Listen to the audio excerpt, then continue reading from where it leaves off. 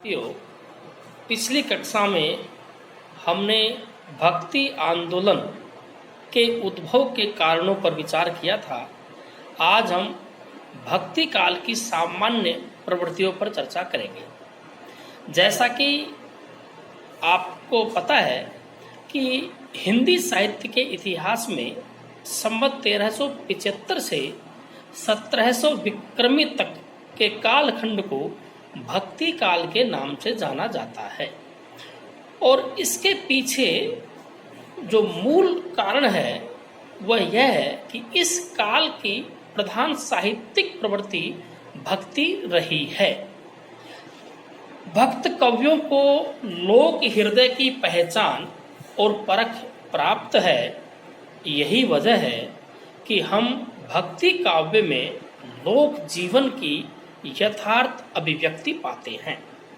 जैसा कि मुक्तिबोध ने लिखा है कि समूचे भक्ति आंदोलन के मूल में जनता के दुख दर्द ही हैं और उन दुख दर्दों को बड़ी जीवंत मानवीयता के साथ उभारने, उनसे एकमेक होकर सामने आने में ही भक्ति आंदोलन की शक्ति को देखा जा सकता है। भक्ति काल का परिवेश प्राय सभी भक्त कवियों के विपरीत था। लोग व्यवस्था के कृतदास होकर रह गए थे, किंतु भक्त कवियों ने ऐसी सड़ी गली व्यवस्था के खिलाफ मोर्चा संभाला। मसलन संत कबीरदास जी अपना घर फूंककर सड़े बाजार खड़े हो जाते हैं और दूसरों को भी आमंत्रित करते हैं, जो घर फूंके आप ना चले हमारे साथ।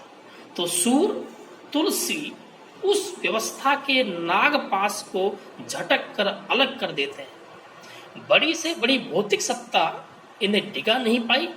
तभी तो कुंभन दास जी बड़े निर्भीक रूप से कह देते हैं, संतन को कहा सीकरी सो काम, आवत जात पन्हैया टूटी बिसरी गयो हरिनाम।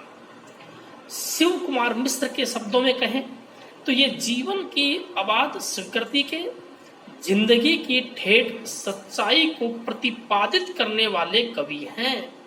इन जैसा जीवन प्रेम, इन जैसा खुला आचरण भी हमारे लिए प्रेरणा का अजस्र स्रोत है। निस्संदेह भक्ति काव्य कालजयी काव्य है। निराशा और दुख दर्द के क्षणों में हमें यही आशान्वित करता है।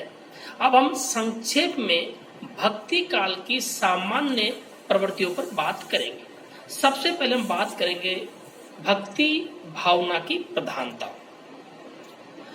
भक्ति काल की चारों शाखाओं में निर्गुण, सगुण, ज्ञानाश्रय, प्रेमाश्रय, राम काव्य और कृष्ण काव्य में भक्ति भावना की प्रधानता है। संत कबीर ने भी भक्ति को प्रमुखता दी है। हरि भक्ति जाने बिना बूढ़ी मुआ संसार। तो सूफी कवियों का प्रेम भी भक्ति का ही रूप है और भक्त तो भक्त हैं ही। भक्तों ने भी ज्ञान का विरोध नहीं किया, केवल भक्ति विरोधी ज्ञान का खंडन किया है। महात्मा सूरदास जी गोपियों द्वारा उद्धव को कहलवाते भी हैं, बार बार यह वचन निवारो, भक्ति विरोधी ज्ञान तिहारो। तो बाबा तुलसी तो समन्वयवादी कवि थे। वे ज्ञान और भक्ति में कोई भेद नहीं बतलाते हैं। ज्ञान नहीं भक्ति नहीं कछु भेदा, उभय हरई भव संभव खेदा। इस प्रकार ज्ञान और भक्ति का समन्वय करते हुए बाबा तुलसी ने भक्ति को प्रधानता दी है। उन्होंने भक्ति को चिंतामणि कहा है और ज्ञान को दीपक जो माया की हवा में बुझ जाता है। दूसरी प्रधान प्रवृत्ति है गुरु का महत्व। भक्ति काल के सभी संत कवियों ने और भक्त कवियों ने गुरु को महत्व प्रदान किया है।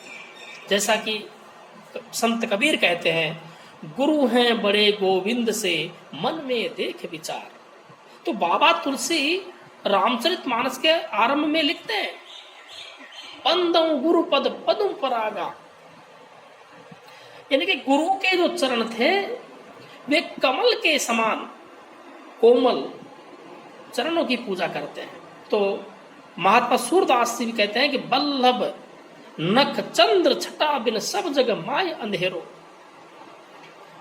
इस प्रकार से इन्होंने गुरु के महत्व पर प्रकाश डाला। स्वांत सुखाय भाव, संत और भक्त दोनों ही प्रकार के कवियों ने राज्याश्रय की परवाह नहीं की और उन्होंने जो कुछ भी लिखा वह सब स्वांत सुखाय लिखा।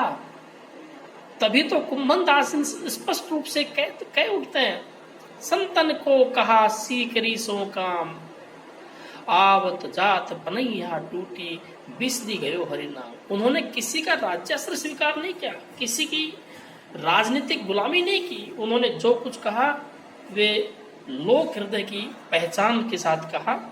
इस शास्त्र ज्ञान की अपेक्षा निजी अनुभव पर विशेष बल। कबीर ने तो ढाई आकर प्रेम को महत्व देते हुए पोथियों के ज्ञान को निरर्थक कहा है। पोथी पढ़ पढ़ जगमुआ पंडित भयान को। तो बाबा तुलसी ने भी केवल वाक्य ज्ञान को अपर्याप्त समझा। वे विनय पत्रिका में कहते भी हैं, वाक्य ज्ञान अत्यंत निपुण भव पार न पावे कोई। तो सूर की गोपियां भी प्रेम के निजी अनुभव को ही प्रधानता देती हैं। इसी प्रकार साधु संगति की महिमा, ब्रह्म के निर्गुण और सगुण रूप मानने वाले संत और भक्त दोनों ही प्रकार के कवियों ने सत्संग को विशेष महत्व दिया है। कबीर दास जी कहते हैं, कबीरा संगति साधु की हरे और की व्याध, संगति बुरी ए साधु की आठों पहर उपाध। तो महात्मा सूरदास जी ने कहा, तजोरे मन हरि विमुखनी को संग। तो रामचरितमानस तो सत्संग की महिमा से भरा पड़ा है। इस प्रकार से हम इन भक्ति काल की इन सामान्य प्रवृत्तियों को इस भांति हम समझ सकते हैं।